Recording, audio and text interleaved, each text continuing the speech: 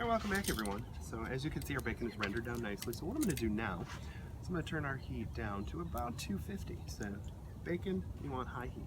We're going to do some eggs on here next. We're going to turn the heat a little bit down. We don't want them to singe.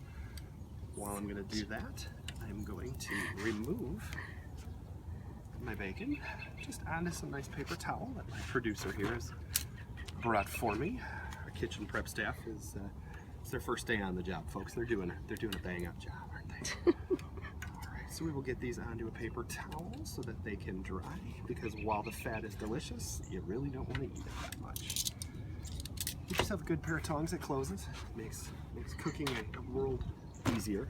So I'm just going to take a little bit more paper towel, cover these up, just gently going to put my spatula on them here just so that the wind doesn't blow it. Blow the paper away. After all, we are outside. That is good coffee. I'm going to take a few more pieces of paper towel. So at this point you want to be very careful because the griddle is still very hot and we do have boiling hot grease. You can't see it boiling because grease doesn't really boil. Take that back, it does boil. That's how we get deep fat fryers. I'm just going to take my paper towel here and gently move my grease down the trap because we've got a lot of grease in here and we want a nice fried egg, but not a deep fat fried egg. Although, hey, that sounds kind of tasty. Alright, so we're just about ready to throw this paper towel into the yard.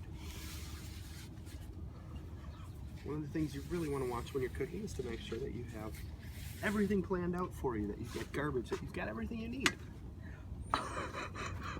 I told her I was going to throw it. I don't know what she expected. Alright, so we're going to take our eggs, and even though we've got a lot of grease on the griddle right now, we're going to use a little bit of cooking spray. One, for some extra lubrication. Two, it's going to cool the temperature down a little bit.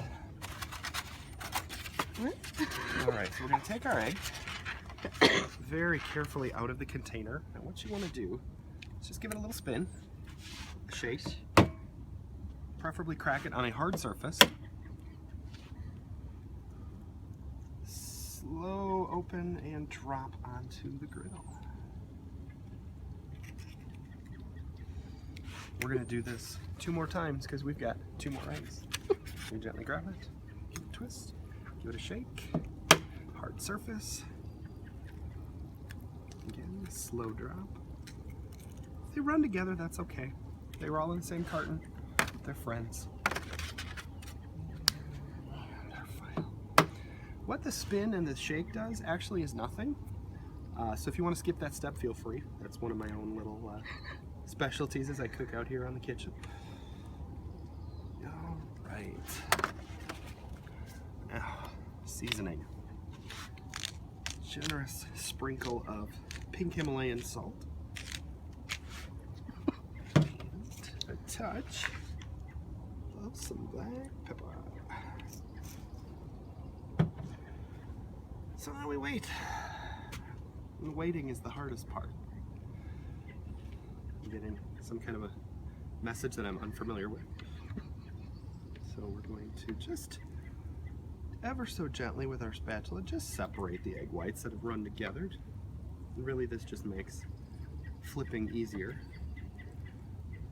or harder depending on your skill level, which even for professional chefs this is not the easiest thing in the world to do. Thankfully, I manage a file room, so I'm good.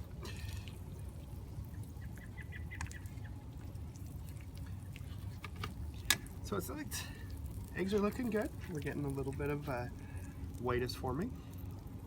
We're going to give these eggs here a few more seconds before we make the flip to make them a over easy egg. Perfect amount of time for a sip of coffee and to spill it on my table. So look at our bacon here. Yep, still there, still looking good. All right. So I like to use the back hand of the spatula when I'm moving food around. I feel like it gives me better leverage, better opportunity to move the food without flinging it somewhere. Because really, who wants their food flung?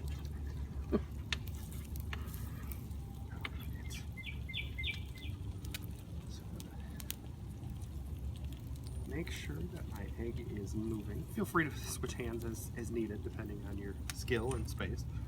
So we're gonna do a little bit of a wiggle underneath. Okay, sometimes it takes 2 tries. And a nice gentle turn. And again. And this guy was on last, so he's gonna take a few extra seconds. We're gonna move him a little bit there. All right. So now that bubbling means that the griddle is hot. All right, so we've got our eggs flipped. So at this point, I'm gonna lose my heat because we don't want these to overcook. We want that egg yolk to be a little on the runny side when we break into it with a fork. So we're gonna let these go for just a couple seconds here. Again, with the back side of the spatula, we'll just move it, make sure it's not sticking too much.